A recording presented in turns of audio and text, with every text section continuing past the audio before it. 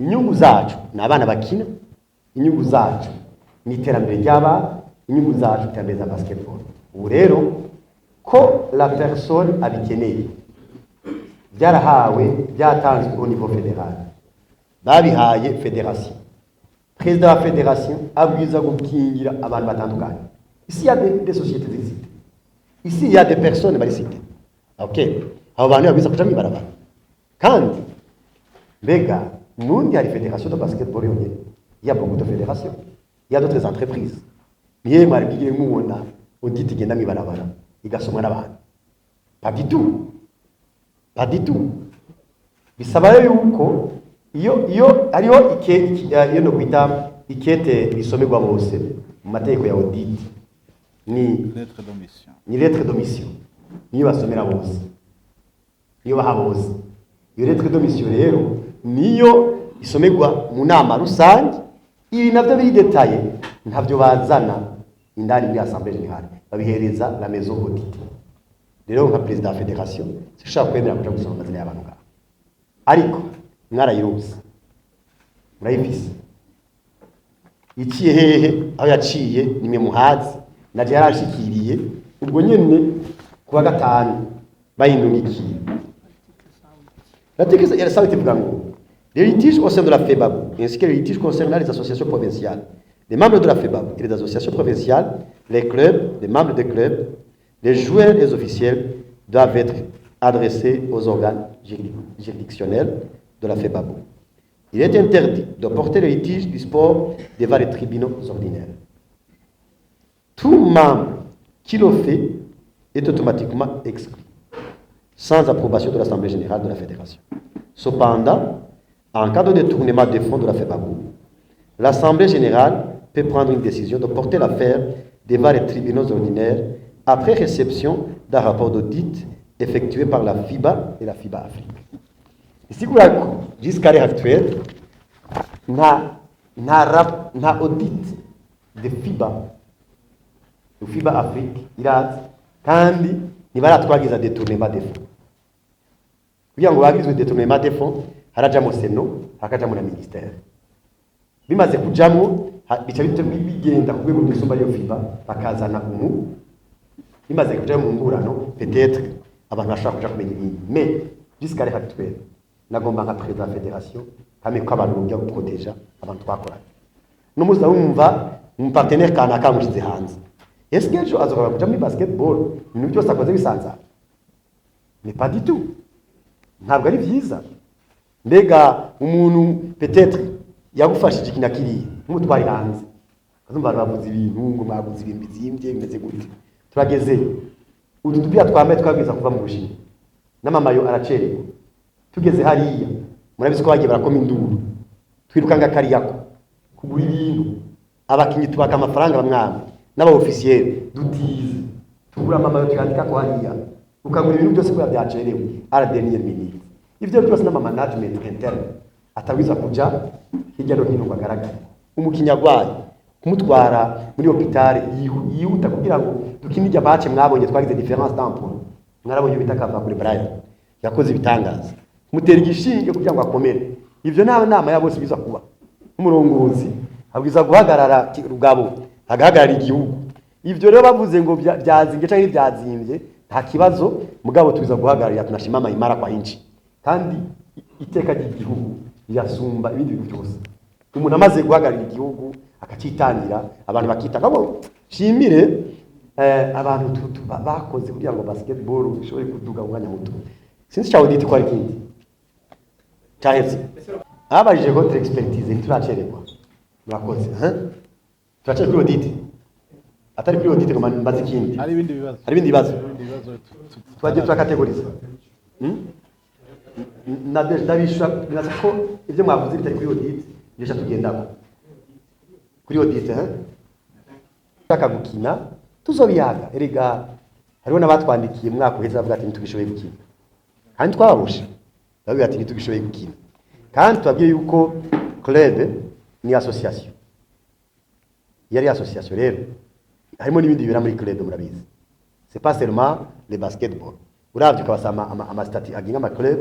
harimo ibindi bintu usanga birimo à l'interne bashaka kubana mugabo bizoba mwavuze muti none n'ivya bishitse bakaduhana bizoriha abandi erega byose baguhanye biba byanditse babiri ndani none mugomba muvuga bazoriha tutazi n'ibyo bazoduhana c'est ça nibaza ko tworindira ivyandiko ndabwe duprediza ibintu tutazi sinzi ko hanyuma bibaye erega ibintu cyose kibaye nishama ari definitive oya ivyama ari definitive murashaka gupropose ikintu hanyuma nawe ukabitwara aharengeye ngaho nibaza ko nk'akarorero none ko Dinamo yakinye yambaye imayo zifutse za sponsor officiel byagenze gute nk'abajournaliste ngo tubarize match kaba valide sinibaza ko ari ibintu unoza kwishurira ngaha mugabo barakinye byaciye kuri kanani abundi barabiravye barabakeje uno munsi atumye twibaza tuti none nukuraba hari bazo babirenze umuntu agiye kubaza nabonye ngo kwishura biciye amategeko je nibaza ko mukwiye gukurikirana amakuru cyane no mu vyavuzwe na muri mwe numviriza baravuze sur le terrain ya basketball ko yo kubakwa burya mbabwire hari ubwoko bubiri bw'amaterrain hariho terrain ya mbere iyo bita gymnase arena iri officiel ni ijambo benshi iyo bisa uburyo bwinshi hariho n'amaterrain bita petit stade izo naho twoziyubakira twara uburyo butari bunini ya cyane ari naco gituma twariko turitunganya kugira ngo tugende bukebuke nk'akarorero on avait échangé ko dutangura championnat dufise ya tapi yo hasi ya tapi ko pardon ito kita ama playoff ya tapi yo hasi kugira ngo tuzane abakinyi karuhariwe kuba n'abakinyi badashobora gusinya amasezerano tuje gushiga tapi yo hasi tone kuraba aho twaziyo tapi ko twasakara kuko naho tworonka arena ikomakomeye iyo arena ishobora kuba mu match ya misi yose honyene iyo no kwita entretenir kwasa groupe kuba yugaye climatiser amatara nta na hamwe bashobora gukina ama competition ya misi yose muri arena ya 70,000 personnes ya 20,000 personnes oyaye bakinamwo ama match de haut niveau kandi arena nifise gusa icyumviro cino gusa barimwo amasare de conférence barashiramwo imyidagaduro barashiramwo n'ibindi berekeza vuga ngo iba yugururiwe ibikorwa binini byagutse si nkino gusa ngira mwantahuye cyo ngiye kuvuga onela faut travailler ensemble nico gituma mu byo twavuganye muri assemblée générale tuteze kugira inama na président ama equipe azokina dukorana na comité de suivi ico bona ibi byabaye kuri Dinamo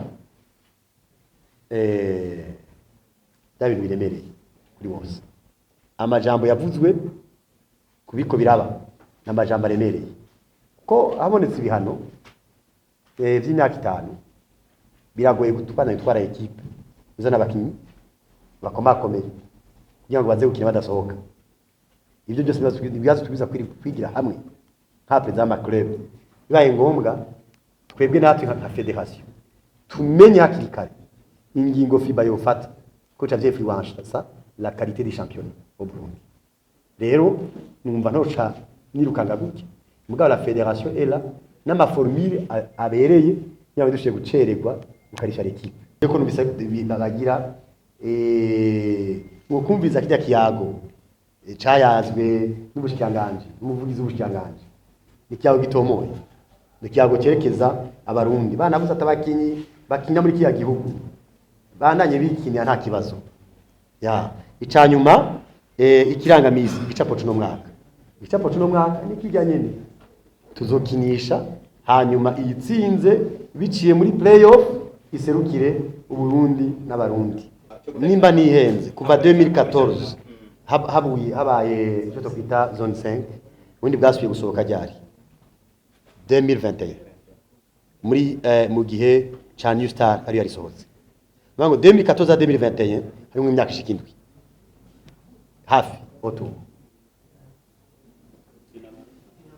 Dinamo yarasohotse ryari okay mana ko hagiye barasohoka aho twagarukiye muravyumva mugabo mana ko ugusohoka kwa no genda habarimo intervalle atayivuye 2014 2018 c'est 4 ans 2018 2021 c'est 3 ans sigura ko mu Burundi kubera repetition y'ubujagari abantu barigira nabi bahengira ko batera imbere bagacanza gutema igiti